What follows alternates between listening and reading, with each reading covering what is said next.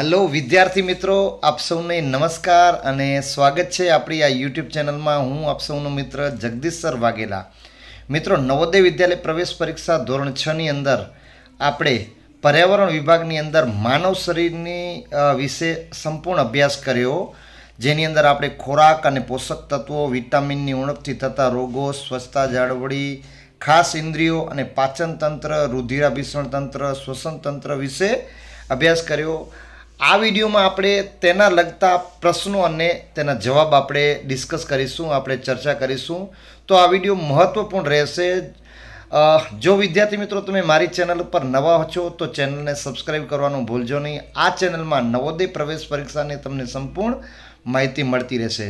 તો મિત્રો, શરૂઆત કરીએ આ વિડીયોની અને ચર્ચા કરીએ નવોદય વિદ્યાલય પ્રવેશ પરીક્ષા પર્યાવરણ વિભાગના પ્રશ્નોત્તર ભાગ 1ની અંદર. તો વિદ્યાર્થી મિત્રો, સૌથી પહેલો પ્રશ્ન આપણે જાણીશું, ડિસ્કસ કરીશું. તો સૌથી પહેલો પ્રશ્ન છે, આપણા શરીરમાં ખોરાકને સરળ ઘટકોમાં વિભાજિત કરવાની પ્રક્રિયાને શું કહે છે? જ્યારે આપણે ખોરાક મોઢામાં નાખીને આપણા અન્નનાળી થ્રુ જાય છે ત્યારે તેને વિભાજિત કરવાની પ્રક્રિયા જે છે, જે આપણે અભ્યાસ કર્યો હતો પાચન તંત્રની અંદર, તો એને શું કહેવાય છે? એ શ્વસન, બી પાચન, સી રુધિરાભિસરણ કે ડી ઉત્સર્જન. તો વિદ્યાર્થી મિત્રો, આપણે તમને ખ્યાલ હોય તો મેં જણાવ્યું હતું કે જ્યારે આપણે ખોરાક સરળ ઘટકોમાંથી અન્નનાળીથી જઠરમાં જાય છે, પછી તે પાચન થાય છે. શું કહેવાય છે? શું થાય છે? પાચન થાય છે. તો આનો જે જવાબ આવશે બી પાચન. શું કહેવાય? બી પાચન થાય છે. તો જવાબ આવશે બી પાચન. બરાબર.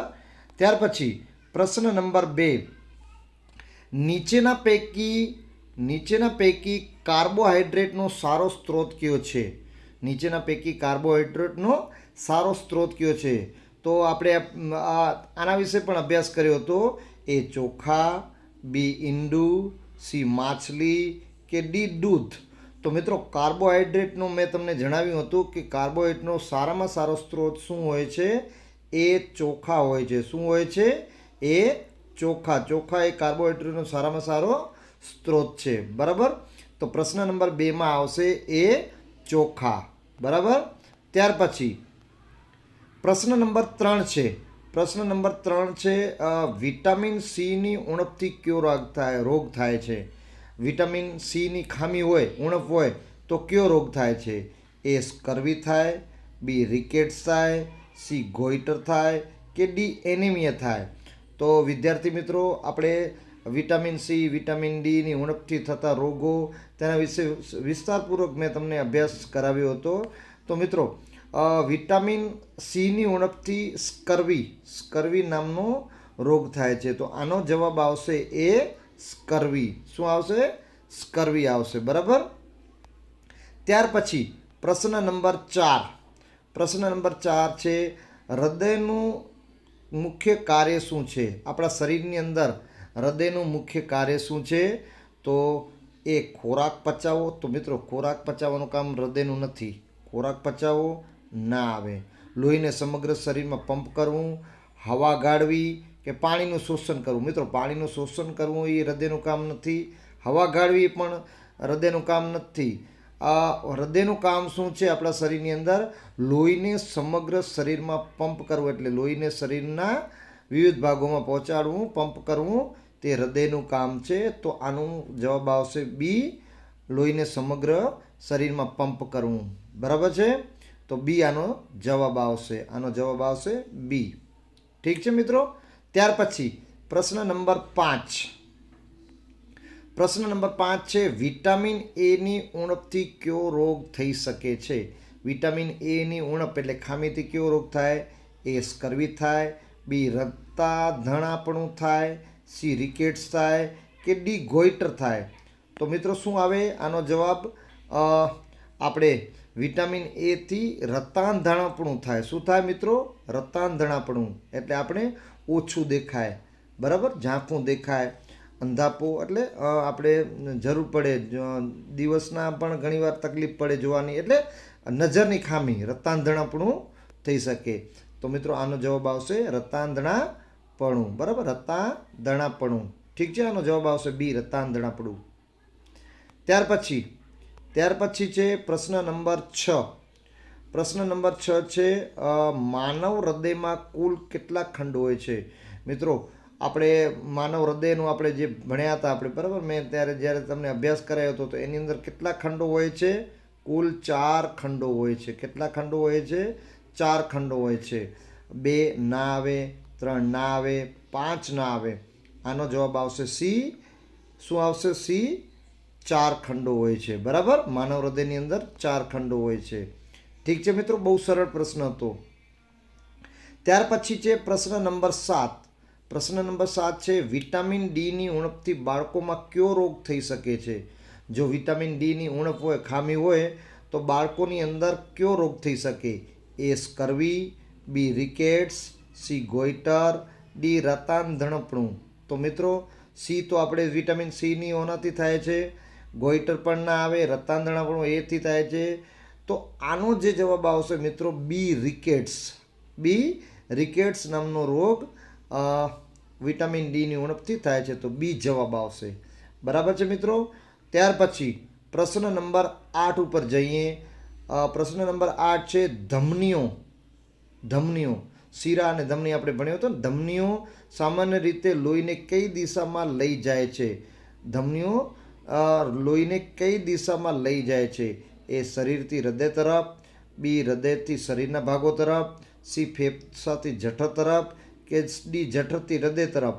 તો મિત્રો તમને યાદ હોય તો મેં આપણે જ્યારે હૃદય વિશે આપણે ભણ્યા હતા, ધમની અને શીરા વિશે, તો ધમનીનું કામ શું છે કે હૃદયથી શરીરના ભાગો તરફ લોહીને લઈ જાય છે. શરીરથી હૃદય તરફ નહીં, હૃદયથી શરીરના ભાગો તરફ લોહીને લઈ જવાનું કામ ધમનીઓનું હોય છે. બરાબર, તો આનો જે જવાબ આવશે બી, હૃદયથી શરીરના ભાગો તરફ.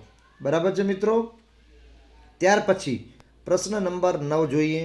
પ્રશ્ન નંબર 9 આપણે જોઈએ. પ્રશ્ન નંબર 9 છે નીચેના પૈકી એક જ મિનિટ.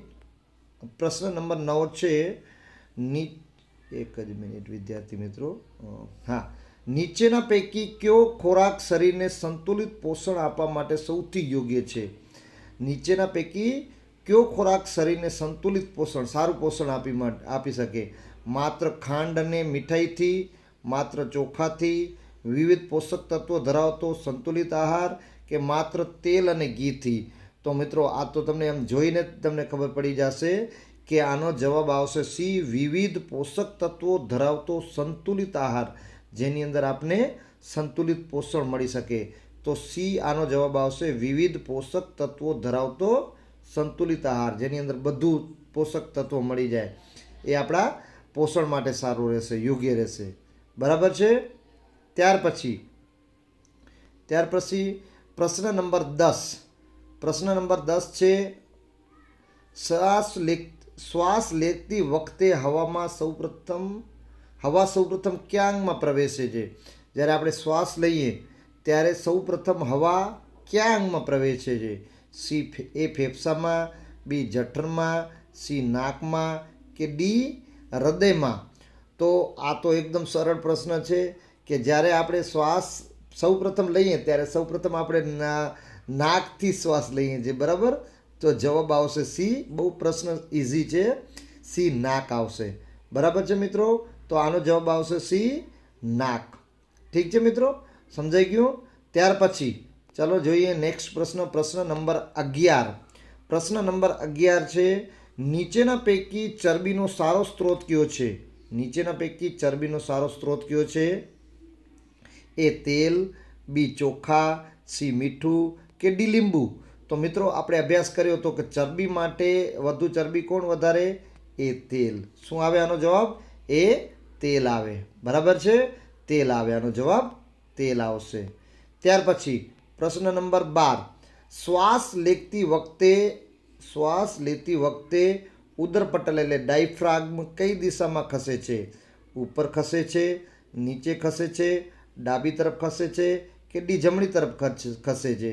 તો મિત્રો જે ડાયફ્રાગ્મ છે ને એ બી નીચે તરફ ખસે છે. જ્યારે આપણે શ્વાસ લઈએ ત્યારે ઉદરપટલ ડાયફ્રાગ્મ નીચી તરફ ખસે છે, તમે જોઈ શકો. બરાબર, તો આનો જવાબ આવશે બી નીચે. ઠીક છે મિત્રો. ત્યાર પછી પ્રશ્ન નંબર 13.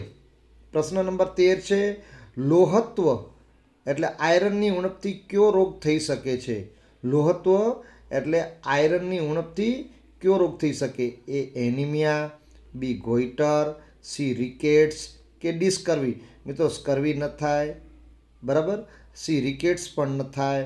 તો આનો જે જવાબ આવશે મિત્રો લોહત્વથી એ એનિમિયા નામનો રોગ થઈ શકે, બરાબર, એ એનિમિયા નામનો રોગ થઈ શકે. તો એ એનિમિયા આવશે.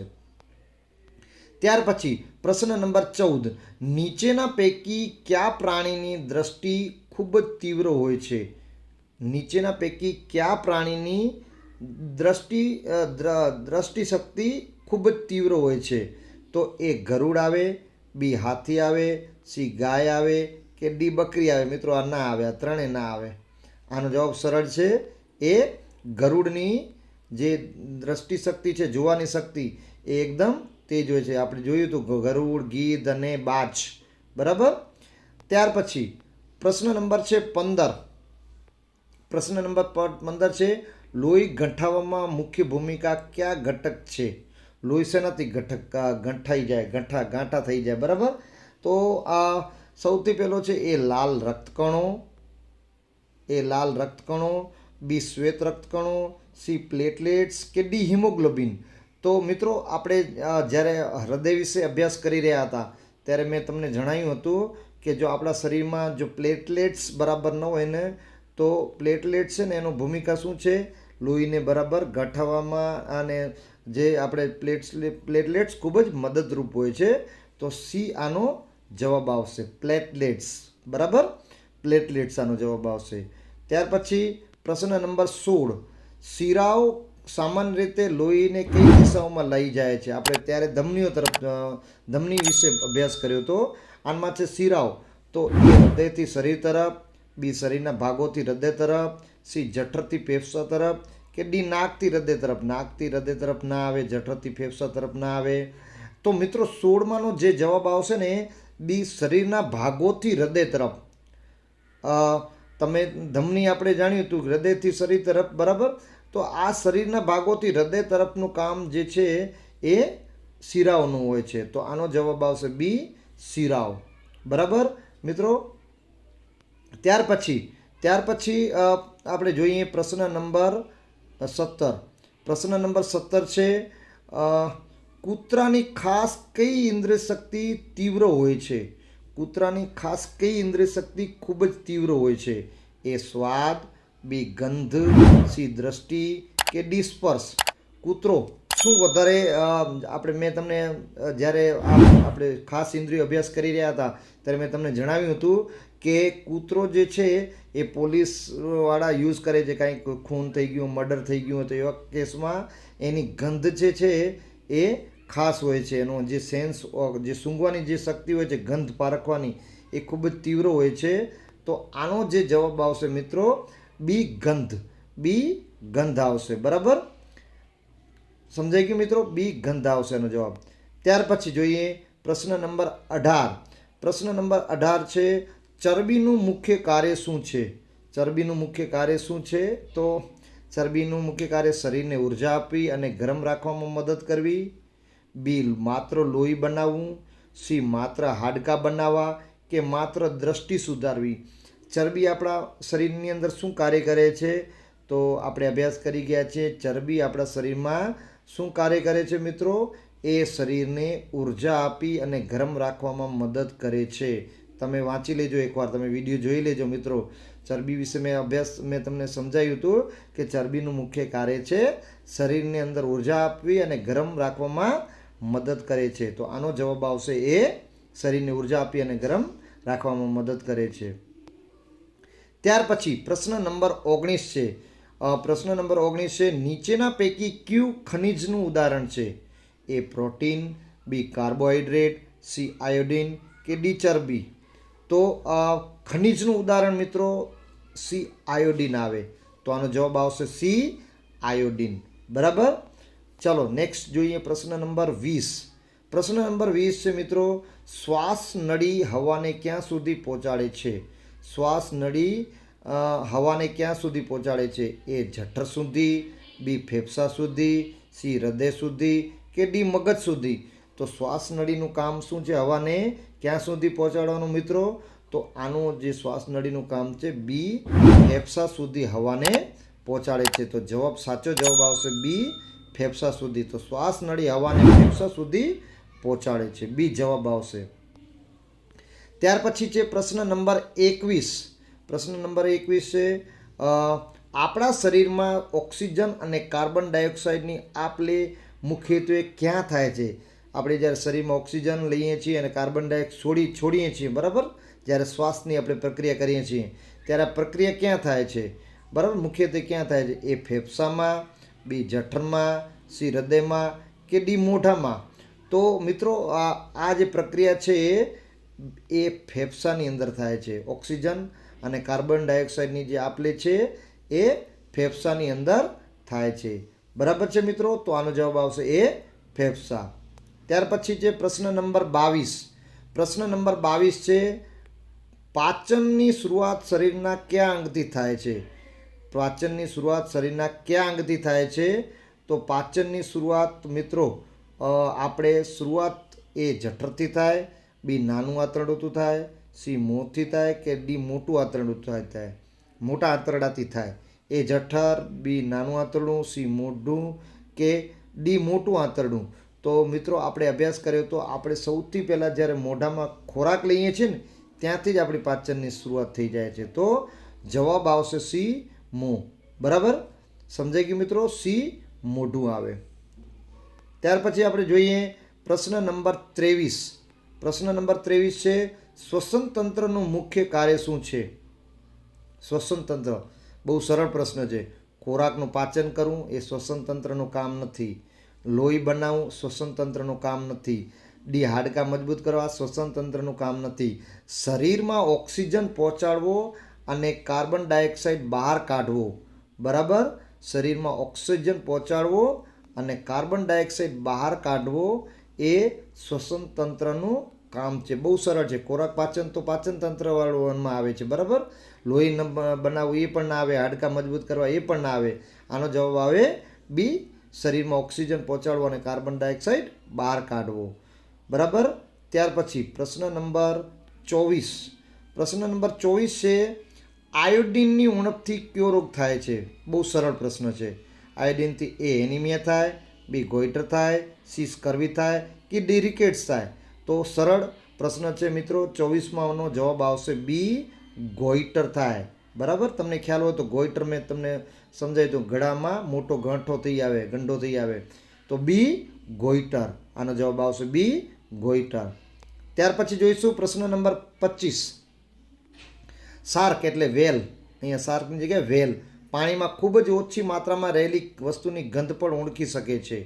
એ માટી, બી લોહી, સી દૂધ કે ડી મીઠું? તો મિત્રો આમાં શું આવે? બી લોહી. બી લોહીની માત્રામાં. બરાબર, શું છે ને? લોહીની ગંધ ઓળખી શકે છે, બી લોહી. ત્યાર પછી પ્રશ્ન નંબર 26. પ્રશ્ન નંબર 26 છે, પાચન ક્રિયામાં જઠરનું મુખ્ય કાર્ય શું છે? પાચન ક્રિયામાં જઠરનું મુખ્ય કાર્ય શું છે? લોહી પંપ કરવું જઠરનું કાર્ય નથી. ખોરાકને રસ સાથે ભેળવી પચાવવો, સી ઓક્સિજન લેવું કે ડી પાણી બહાર કાઢવું? તો મિત્રો પાચનનું મુખ્ય કાર્ય શું છે? ખોરાકને રસ સાથે ભેળવી પચાવવો. આ પાચન ક્રિયામાં જઠરનું કામ છે. જઠર આપણી શરીરમાં શું ભૂમિકા ભજવે છે? ખોરાકને રસ સાથે ભેળવી પચાવે છે, પચાવવામાં મદદ કરે છે જઠરની અંદર. બરાબર, ઠીક છે? તો બી જવાબ આવશે આનો. ત્યાર પછી પ્રશ્ન નંબર 27. પ્રશ્ન નંબર 27 છે, નીચેના પૈકી પ્રોટીનનો સારો સ્ત્રોત કયો છે? પ્રોટીનનો સારો સ્ત્રોત એ ખાંડ, બી ઈંડું, સી મીઠું કે ડી તેલ? તો મિત્રો પ્રોટીનનું જે સારામાં સારો સ્ત્રોત હોય ને તો બી ઈંડું આવે. શું આવે? ઈંડું આવે. બરાબર છે? ચાલો નેક્સ્ટ પ્રશ્ન. નેક્સ્ટ પ્રશ્ન છે પ્રશ્ન નંબર 28. લોહીમાં ઓક્સિજનનું વહન મુખ્યત્વે કયા ઘટક દ્વારા થાય છે? લોહીમાં ઓક્સિજનનું વહન મુખ્યત્વે કયા ઘટક દ્વારા થાય છે? એ લાલ રક્તકણો દ્વારા, બી શ્વેત એટલે WBC, આ RBC, આ WBC, સી પ્લેટલેટ્સ કે ડી પ્લાઝમા. બરાબર. તો લોહીનું ઓક્સિજનમાં વહન મુખ્ય કયા ઘટકમાં થાય છે? એ લાલ રક્તકણો, RBC, રેડ બ્લડ સેલ. એ લાલ રક્તકણો જેને અંગ્રેજીમાં RBC કહેવાય, રેડ બ્લડ સેલ. બરાબર. તો એ જવાબ આવશે આનું. ત્યાર પછી પ્રશ્ન નંબર 29. પ્રશ્ન નંબર 29 મિત્રો, આ બે પ્રશ્નના જવાબ તમારે મને કમેન્ટમાં લખીને મોકલવાના છે. હૃદયના ઉપરના બે ખંડને શું કહેવામાં આવે છે? એક ક્ષેપક, બી કર્ણક, સી ધમની કે ડી શિરા. કમેન્ટ કરવાનું આ પ્રશ્ન. બરાબર. કમેન્ટ કરજો, મને યુટ્યુબની અંદર કમેન્ટ કરજો કે આનો જવાબ શું આવે. પછી આના પછી પ્રશ્ન નંબર, ફરીથી હું આ પ્રશ્ન તમને એકવાર રીડ કરી દઉં. હૃદયના ઉપરના બે ખંડોને શું કહેવામાં આવે છે? એક ક્ષેપક, બી કર્ણક, સી ધમની કે ડી શિરા. બરાબર. ત્યાર પછી પ્રશ્ન નંબર 30મો છે, નીચેના પૈકી કયું પ્રાણી ખૂબ જ તીવ્ર શ્રવણ શક્તિ માટે જાણીતું છે? એ હાથી, બી બિલાડી, સી ચામાચીડિયું કે ડી ગરુડ. આનો જવાબ પણ મને કમેન્ટમાં, એટલે 29 અને 30મો પ્રશ્ન બંને મને કમેન્ટમાં જવાબ લખીને મોકલજો. બરાબર. જવાબ લખીને મને કરજો, કમેન્ટ કરજો. મિત્રો, આશા રાખું કે આ વિડીયો જો તમને ગમ્યો હશે. જો વિડીયો ગમે ને તો આ જો આમ લાઈક કરજો. આવી રીતે અંગૂઠો હોય છે ને, અંગૂઠો, લાઈક, પછી કમેન્ટ કરજો, એટલે જવાબ કમેન્ટ કરજો, અને તમારા અન્ય મિત્રો હોય ને એને શેર કરજો. એટલે આ વિડીયોને શેર કરજો. બરાબર મિત્રો. ચાલો, આશા રાખું કે તમને આ 30 પ્રશ્નો એટલે 28 પ્રશ્નો સરળ રીતે સમજાઈ ગયા હશે. જો વિડીયોની માહિતી તમને સારી લાગી હોય તો અન્ય મિત્રોને શેર કરજો. ભાગ 2ની અંદર વધુ આપણે પ્રશ્નોના જવાબ મેળવીશું. ત્યાં સુધી થેન્ક યુ, ધન્યવાદ.